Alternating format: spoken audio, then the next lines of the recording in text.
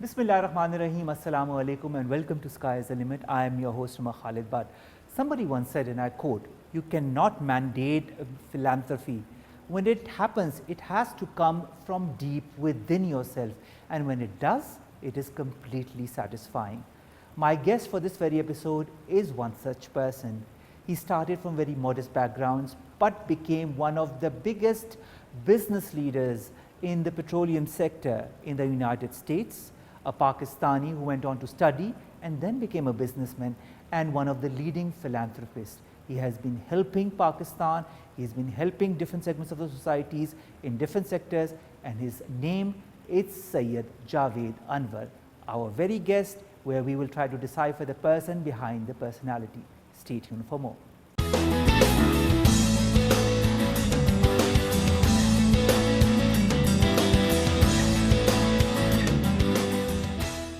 And now we've been joined by Syed JAVAID Anwar Saab. Anwar Saab, it's a pleasure to have you here on your short visit to Pakistan. Thank you. You're welcome. Anwar Saab, we'll begin from the very beginning. You were born in Karachi and raised by a single mother. What kind of memories do you have of your childhood, sir? Well, when I was too young, I don't remember, but I was raised by a single mother. My parents were separated before I was born. My mother raised me and worked as a telephone operator all her life while I was studying in Pakistan. I studied in Happy Home and then Adamji Science College. After that, I went to US. But during all this time, while I was in Pakistan, I was greatly helped by my grandparents. I lived with my grandparents, which was my grandmother and my grandfather.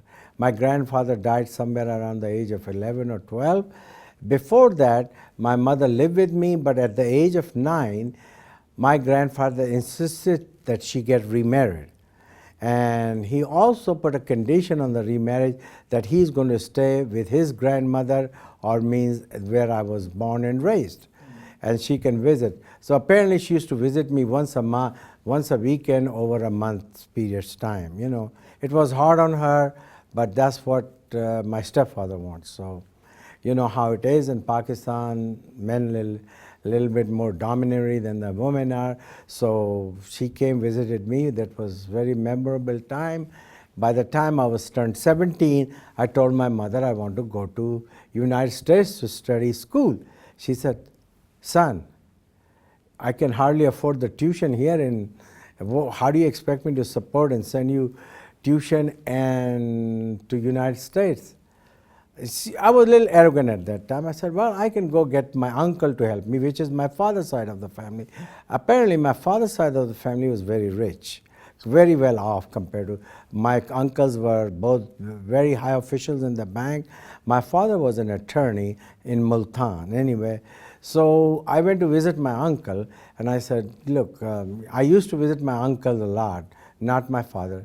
But anyway, so he arranged a meeting between me and my father at the age of 17. And so I went to see my father first time in my life. I didn't remember whether he came to see me as an infant, but they say he came to see me when I was 2-3 years old. After that, that was my first meeting. So I met my father. He became, what do you call it, tablighi. So anyway, he talked about Islam and everything all day for less than 24 hours. When I was ready to leave, he said, "Well, I know you want some help from going abroad." So he told me that go talk to your uncle, which is his younger brother, and he will pay for your tuition and I will pay him back. So when I went to Lahore, my uncle said, "How did it go?" I said, "Well," he said, "to borrow the money from you and he's going to pay you back." Well, he said, "Okay, you go back to your mother in Karachi, we'll be in contact with you." Well, time was short essence, I never heard from them, so I got the message, it was just talk. Anyway, my mother, I was pretty depressed about it. One day my mother and grandmother came and said, "Well, we're going to give you 1 semester's tuition and 1-way ticket. We love you very much, but if you don't make it, sink or swim. So that's how when I came to United States, I worked as a bus boy in the cafeteria. During summer, I did labor work, all kind. And then I put myself through school. It was very, very hard. Yes, there was times at weekends because I worked only on the weekdays. So I used to get the free food from the cafeteria. But on weekends, I didn't have much money or food. So what I used to do is go see my cook, Rodney. I said, "Hey, Rodney, I came to help you." And Rodney knew that the reason I came was so Rodney would make an, "Hey, I made this good spaghetti, try this." How would you categorize your relationship with your mother? My mother was strict, and at times she was not very diplomatic. She would tell me exactly what she thinks, and sometimes I say, and the other people were more diplomatic, like my chacha. He would not say, my uncle would not say, "We are not going to give you the money, we're working on it," like that, But my mother would say, "Look, I don't have the money, I cannot afford it, so, you have to think." So that was a difference. But my mother was truly my role model. She was my life savior. And when you are young, you think your mother is too strict on you. But anyway, that was my relationship with my mother. That is very sweet. And with your grandparents, was it stricter as compared to your mother? No, they were very lenient on me. And that's the part she didn't like either. All right. So you go to the United States and your grandparents and your mother help you out for this fees for one semester. Yes. The intention to go to the United States, was it always there on the back of your mind? No, I went to school with Adamji Science College. So I studied with, for example, I don't want to say it, but Jahangir Tareen was my, a friend of Imran Khan, was my classmate in Adamji Science College. So I studied with very prominent sons of very prominent people, and they can afford to go to United States to study. So that's where I got the idea to go to United States. All right. You graduate from the Adamji Science College. Do you have any fond remembrance of that college and of the teachers and the type of education? Let me tell you this. When I graduated from, I did my 12-year degree from my Adamji Science College, one of the excellent college. When I went to United States and when I started my college classes, I whizzed through physics, calculus and all that stuff because I already done it before in my high school years. All right. And that was very helpful. Is it true, Anwar Saab, that they say that students, when they go from Pakistan to the United States, it is easier for them to adapt to the educational lifestyle because here the education is quite tough compared to what happens in the States. Is that true? Yeah, in my college it was very tough, yes. All right. And it was a very good, thank God to Adamji and all my, happy home and all that stuff was very, very nice education because, I couldn't afford to study like normal student because I have to work 30 hours in cafeteria per week. That took a lot of time away, but I still succeed to, my grades were not the best in the world, but, I thank God I graduated. In the University of Wyoming, which were your majors and minors? My major was petroleum engineering, my minor was computer science. And why did you study petroleum engineering? Was that a passion of yours? No, it was not my passion. I was going to become a nuclear engineer. So first semester, basic classes are the same. So I registered as a major of nuclear engineering, and then all of a sudden, a friend of mine graduated and said, "Why don't you come and visit me?" I think so, spring break or something. I'm going to be in Vallejo, California. I said, okay. I found out during breaks, we used to ride together in a car, chip the gas money, and we went to Vallejo. And this was Melvin, was my friend, and he said, "Come." I said, "Where do you work?" He said, "Come on, I'll show you." He took me into the sub. Back then, the security was not that tight. So I went there. I said, "What?" He said, "This is where I lived for 6-7 months." I said, "Nope, I'm not going to live in a sub." Most of the jobs were in nuclear engineering, were in submarines and ships and all that stuff. All right. So you were kind of enchanted by that form of life. You wanted to pursue an education in nuclear physics because of that, in nuclear engineering, and of course petroleum engineering came along with that. When you were studying, did you feel that the environment in the United States was easy to adapt to? I don't know whether Pakistan? it's easy to adopt or not. You know, there are differences between United States and Pakistan. As far as education, you can adapt very easily because our education standard was very good at Adamji Science College. So we didn't have no problem, you know, adapting to the But with the environment, the people around you, because a lot of people don't speak the same language, English is a language, the culture is different. Yeah, because I was studied in English medium school, so I knew English right away. Only thing, the first time I came in to the dormitories looking for my friend, that was the first night, second night when I landed in US, I was looking for Mr. Zubairi.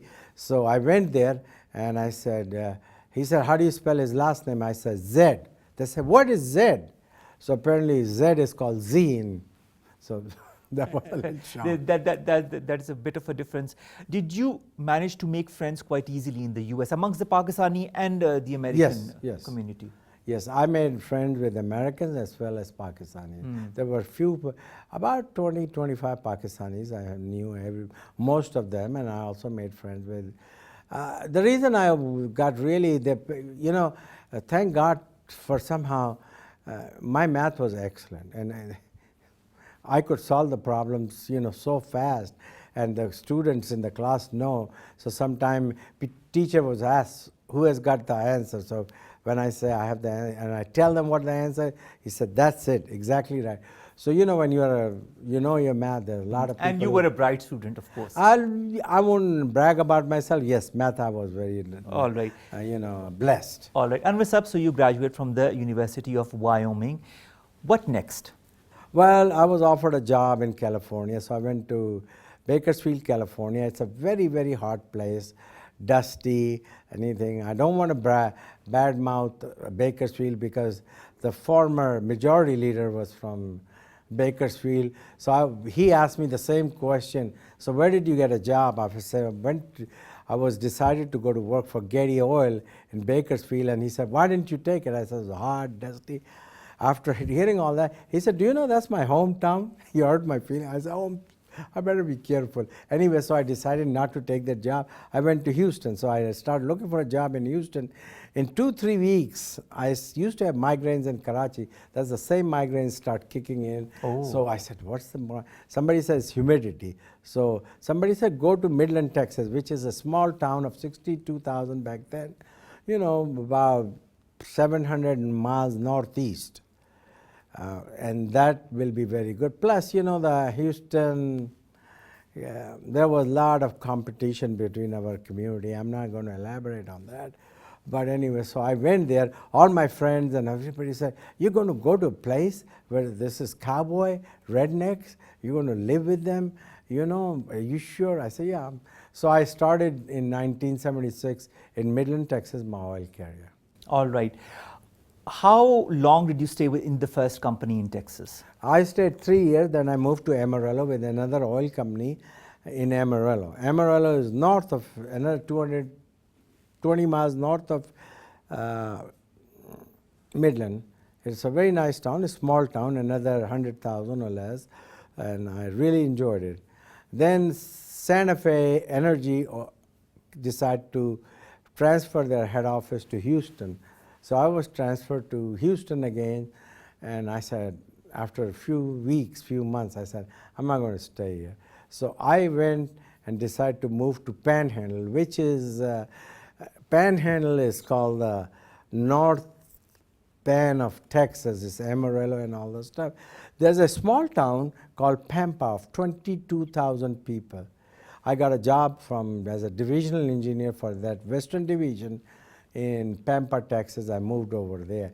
It was even smaller than Midland, Amarillo, and people were shocked. But it was one of the best training.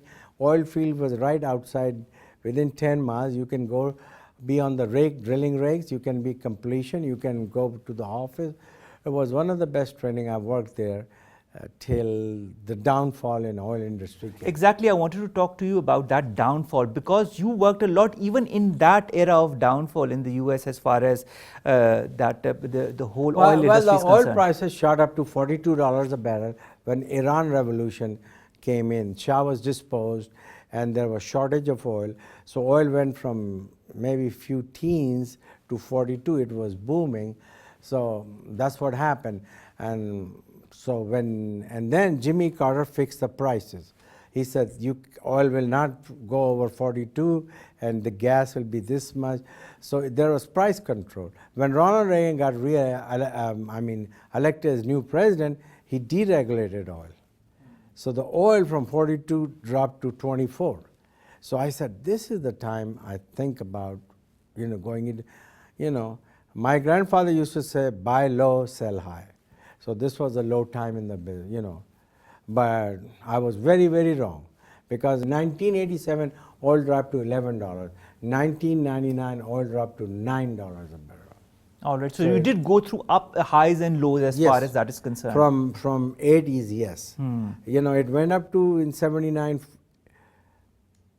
42, 24, 11, 9. All right. How many companies like yourself profited from this downfall? Or you one of the only ones that knew how it was going to go forward? No, I was totally unprepared. I thought 24 was the bottom of it. And so, and let me tell you why I started my own oil company. One day I was sitting there talking to a friend of mine. He said, do you know Wayne Kelly? I said, yeah, he used to be my ex-boss, my mentor, a great guy. He said, I said, what's wrong? What happened to him? He said, no, you didn't know that they came in one Friday and fired him? I said, what? Fired him? He started from college. He worked there almost 38 years. I said, really? I said, yeah. And then I saw the same trend in the industry, because the oil has come down from 42 to 24. They're looking for individuals with, managers which make more salary and have a lot of medical, cost and all, so they just want to get rid of it. I thought about it. I said, I'm not going to be one of those guys that, when I am 40 plus or 45, 50, then I have to go look for a job. So I decided to start my own oil company when I was barely, I think so, 30 years old. Okay. How easy or difficult was it starting your own company? It was a very difficult decision, but for me it was not very difficult, because I had contacts made in Midland, where I used to live. Midland was the capital of independent oil men. All the people who have worked for oil companies, have worked for other places, they all come to Midland and start their own oil companies, because Midland is in the center of Texas, where you can find shale oil, deep oil, lot of potential. The whole beginning of the company, and then the company progressing slowly and steadily with your help and... I was the only employee when I was started. All right. I was the secretary, I was the janitor, I was the CEO, I did everything, field work. So. How long did that stay on, that one-man company, till you started to add more people? To be honest with you, I had a lady that used to work for me when I first got out of college. So she was working at the last place where I was working in Midland. So I asked her, she worked only part-time till 2 o'clock. I said, could you help me write checks and do all the, basic nitty-gritty work, She agreed to do it after 2 o'clock. She was my first employee, and she's still with me. Oh, that's great. So you feel that it's very important to retain people who have worked with you, because there's that element of trust that comes along with time as well. That lady was a brilliant lady. She only finished high school, and very, I'm going to tell you, people from West Texas are more like people from Patron area. All right. When you make a friend, they are friend for life. All right. When you make them mad, you have to pay the price. At this moment, the company that you began as a single man company, you said you were doing everything. How many employees are there? Oh, there are 30 plus regular employees, but we have a lot of contract labor, because our wells are all over in the field, so we have to hire people to go check on them. So they work for us, they also work for, other people, and, but there are 35, 33 regular people. All right. But rest of them are all contract to check. And that's where your bread and butter is, how good those field people are, how much oil you can make. Plus, I have a lot of interest with the non-operating working interest, which I mean is this, that we have acreage together. So there is this new technology, horizontal drilling. So they are very good operators. They have a lot of people. So we let them operate our, together we 100%. So by participation, I may have 40%, 50%, 35%, so whatever. So I let them operate. So these are, but we pay their proper operating cost and all that stuff. So all right. Your company, is it located inside of the US, or have you expanded beyond the US? No, not at all. I in fact made a decision. I would not go to operate within. Operate means when you go take care of yourself. Now you can have a partner who's an operator. Operator is the one that, let's say, people who run this hotel. I can have a share in the hotel, but I don't have to come check on it. But the person who's going to run it, he's the one who has to make sure everything functions properly. So that's what it is. So I decided to stay within 200 miles, where I can drive, check on that location, and come back. And how has the oil business been since you began your own company? Has the drilling been lucrative? Has the oil continued to pour in? Well, let me give you an example, okay? So 1999, oil prices dropped to $9. Yes. So I was very fortunate to know Ali Naimi, the last oil minister of Saudi Arabia. So he used to come to West Texas and hunt and stay at the ranch for 2-3 days. So my friend, who was the CEO of a chemical company, always invited me to go with Ali Naimi, CEO of Exxon, CEO of Texaco, all these big shots, and I was always there with them. So one day Ali asked me, "You never ask any question." I said, "Mr. Oil Minister, this time I really need to ask you a question." He said, "Why is that?" He said, "I have a chance to buy a small independent guy. He's old, he wants to retire." I said, "The oil is $9 today. Would it go down to $5? He said, "Mark my word, in early 2000 it's going to be over $16. And he was sure right. So it then shot up, and that is where the profit started to pour in. Yes, perfect. And in the meantime, I've accumulated a lot of small assets, the minerals. Minerals means, in Pakistan, in these countries, the surface belongs to you, but the minerals underneath, anything that they discovered belong to the state. In America, that belongs to individual owner. So I had a chance to accumulate. People were, didn't have much money, and they wanted to sell. So I had a little bit money. I was lucky enough, and my wells were pretty good, but nothing, what we are blessed with today. So I've acquired a lot of stuff. So there are a lot of people who drill on my minerals. I used to get income from them, whatever, $500, $1,000, it all adds up. So, all right. So, and then I have my own operation company. But I didn't have the money to start the oil company. What I did was that I known people in Midland, Texas, because I lived there, and they were very nice to me, and it's a matter of trust. So they gave me the money. They put up 100% of the money, and I drill and completed the well with their money. But after the well is drilled and complete, I shared in 10% of the revenue. So let's say a guy has 10% invested, he goes down to 9%. All right. So out of 100%, I got 10%. So I start getting revenue. That's how I started. And my first well came in 200 barrels of oil a day, which was, I told them, less than, it's going to not come in anywhere 25 to 30 barrels a day. Payout will be 3 years. That paid out in 2-3 months. Oh. So slowly and steadily, you started to become stronger as far as a businessman is concerned, and heading a company. Financially strong. Financially strong, of course. But how can we not be financially strong and not be personally strong as well? Because to be you need to balance your professional and your personal life. When did you meet your future wife, sir? I met my future wife when I was working in an oil company in Amarillo. All right. Yeah. Was she a colleague? Did you get No, to know her? she was working at the same company.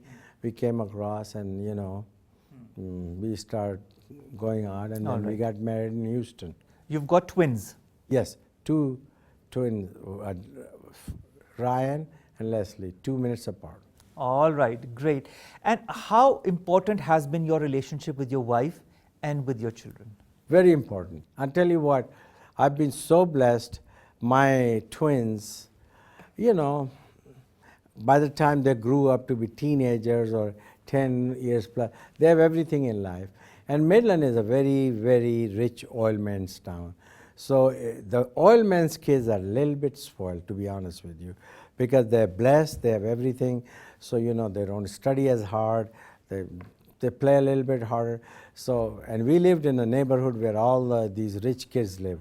So I used to tell my son, not my daughter was a little bit more my son, 7 o'clock, you're coming in. Dad, but they are playing. I said, I don't care what they do. It's you got to come here and we start doing the homework. And he was so, he said, why they can play? Why not me? What? I said, well, that's my rule. So you were the stricter of the two parents? Yeah, I was stricter. So anyway, and my son was a very smart student. He had a photographic memory. He graduated from, he went to private kindergarten.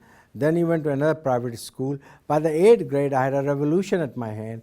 They told my wife they're not going to go to private school anymore. And I said, why is that?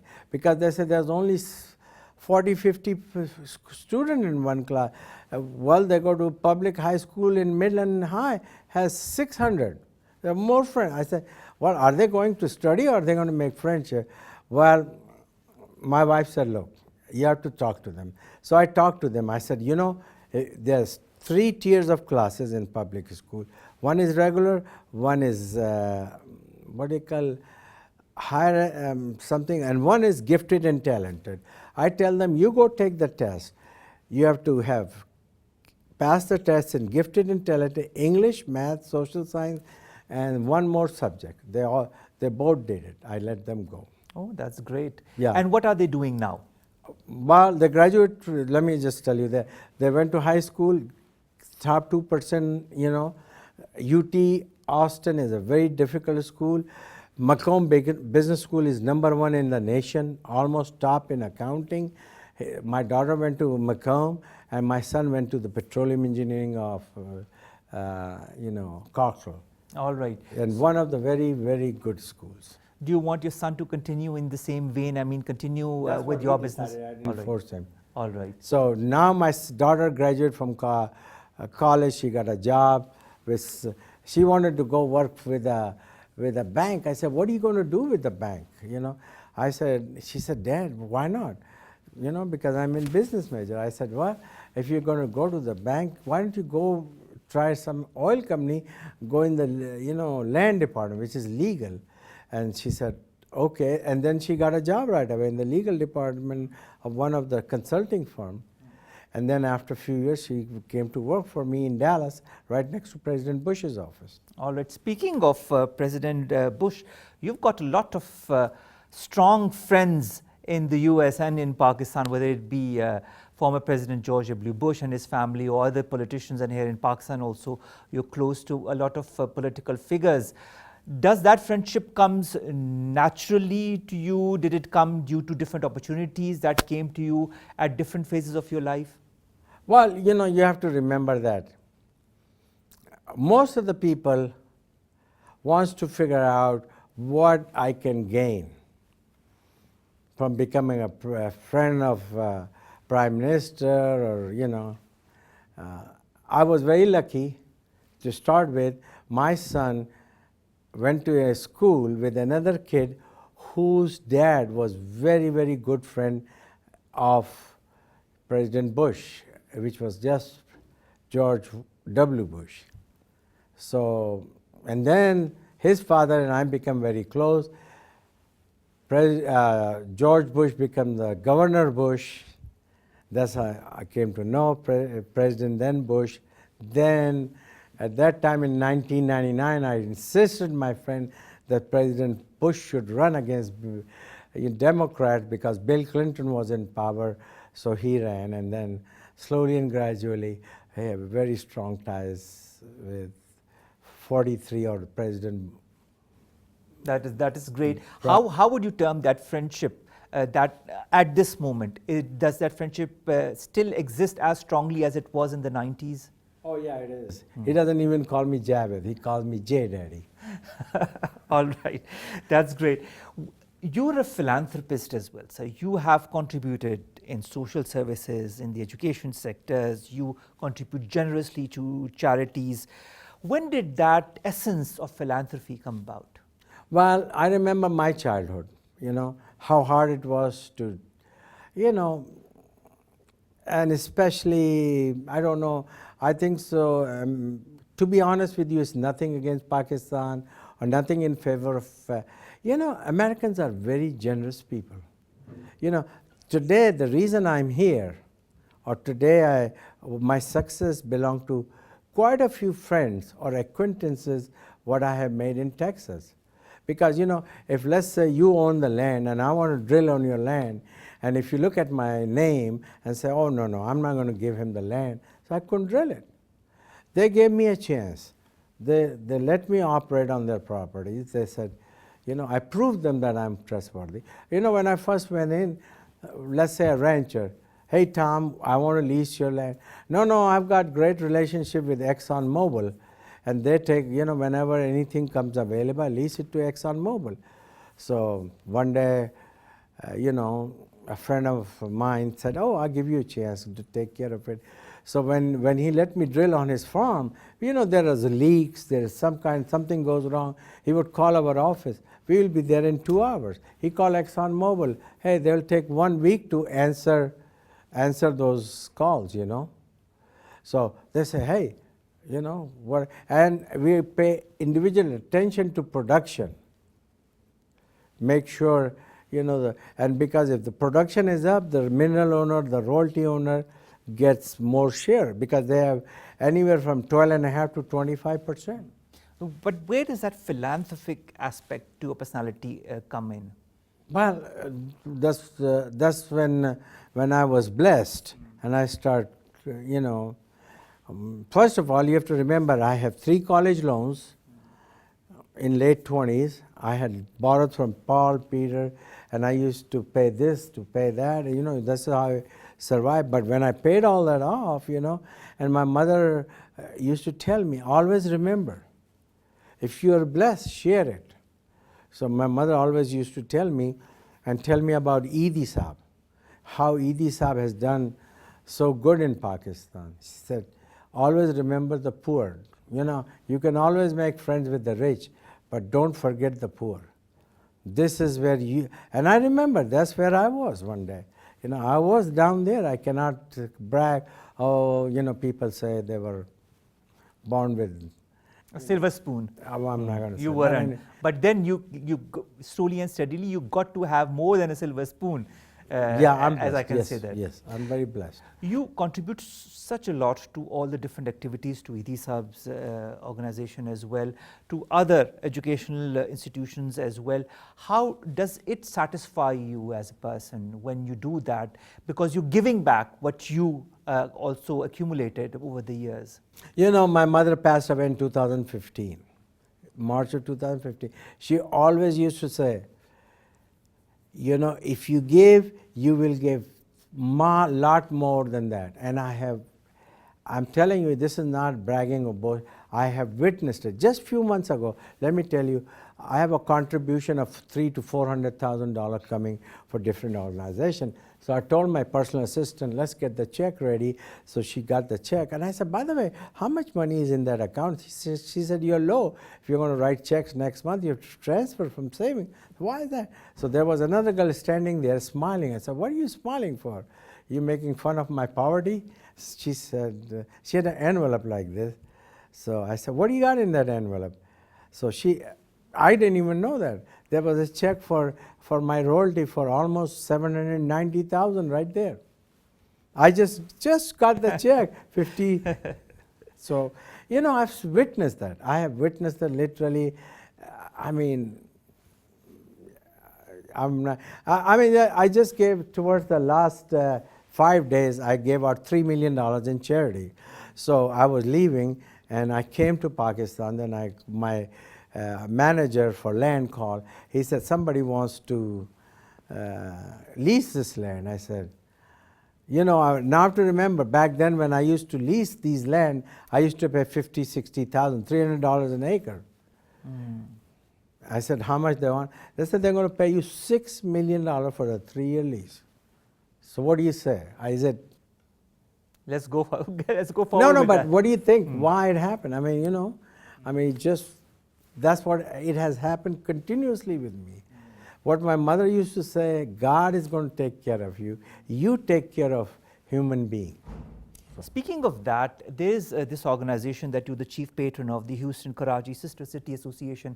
Tell us a little bit about that. How and when did you get associated with it? Well, there's a very good friend of mine, Syed Sheikh. He's a very, very hardworking, very honest. He's not that well off, but he always does work. The reason I came to know Mr. Syed Sheikh is through Houston Iftar Party.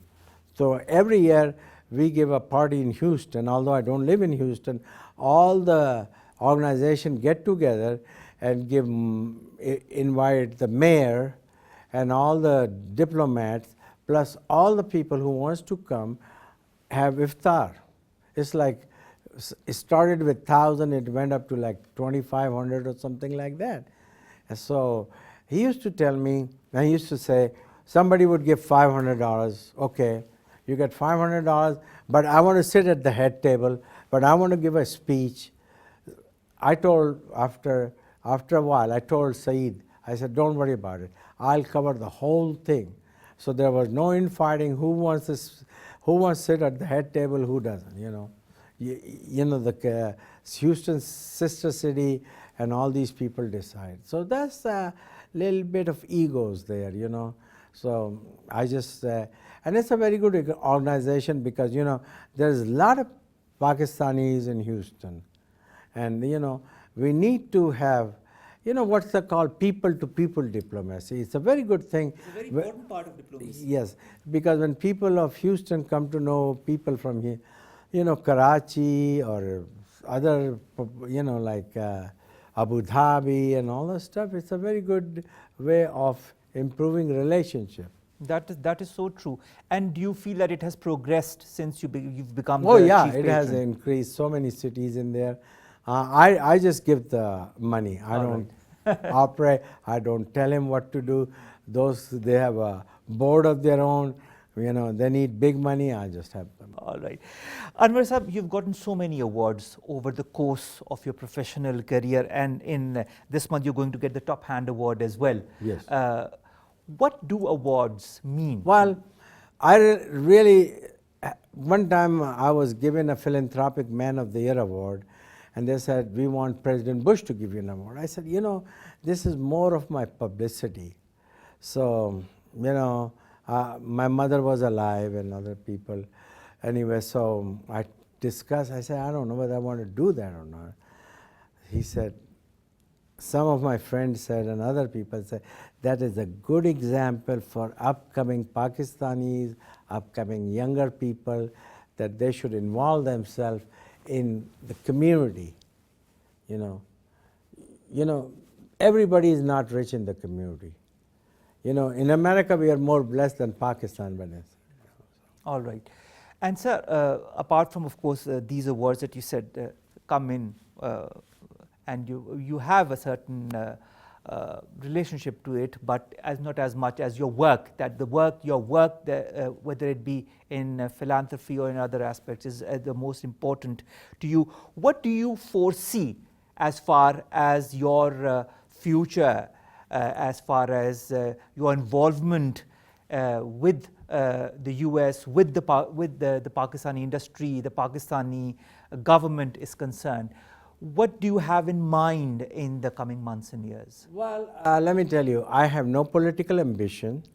I don't want to run for any political office either in Pakistan or in US. You know, I'm very, very happy, very satisfied. What I like to do is help. What Pakistan, I can see Pakistan need energy. This is the money drain for Pakistan. If somehow I can help Pakistan guide in the right direction to find energy, I will try to help. All right. And do you want to associate yourself with the government in one aspect or the other, the current government? I really don't want to associate with any government, but if I can be any assistance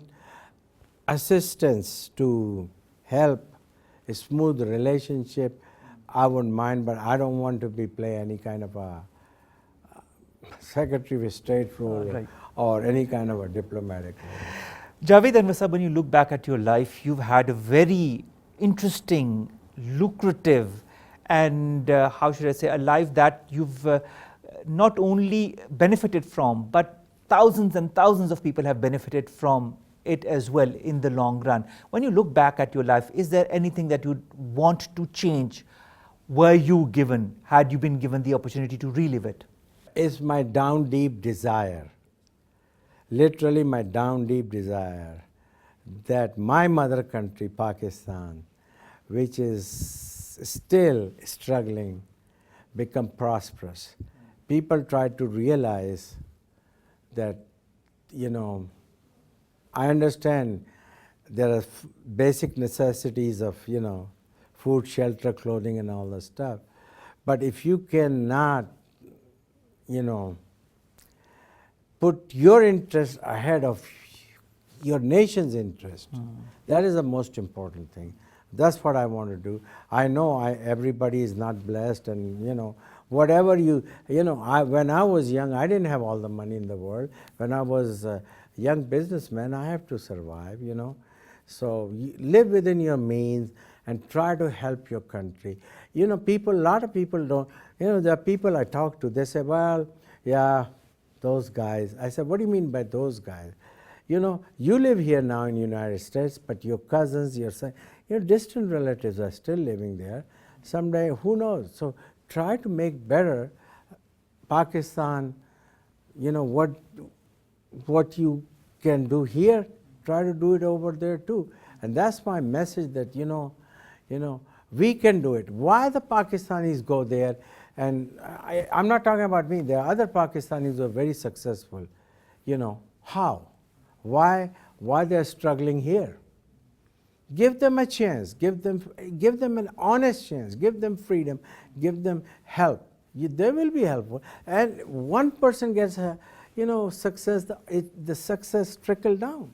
There's a trickle down effect, and of course the whole environment, the whole society benefits from it. Syed JAVAID ANWAR, thank you so very much to have given us the time. It was the opportunity that we got to interview a person like yourself, a person who's risen to such heights and is one ambassador, I should say, for relationship between the US and Pakistan, and also a role model for so many other Pakistanis who want to be somewhere where there's a will, there is a will. Thank you very much. I want to say one thing, that thank you very much, but that I want to thank you. I don't want the stature that you have given me. Thank you. I'm ambassador, whatever. I just want to be, I'm same Javed that left Karachi, Pakistan. All right. The same Javed, ladies and gentlemen, that left Karachi, Pakistan, from a small boy who left to study in the States and became the giant that he is, and making a name not only for himself but also for his country, that is Pakistan, and helping thousands of people in need through his philanthropic associations. And when we say there is a will, there's a will. Sky is the limit whenever you want to do anything. When you want to do something, just have the ambition to go all the way, and you will always succeed if you have, of course, the right intentions. Khalid bids you farewell from this episode of Sky is the Limit. We will see you inshallah next week, same time, same channel. Allah Hafiz, and sir, thank you so very much.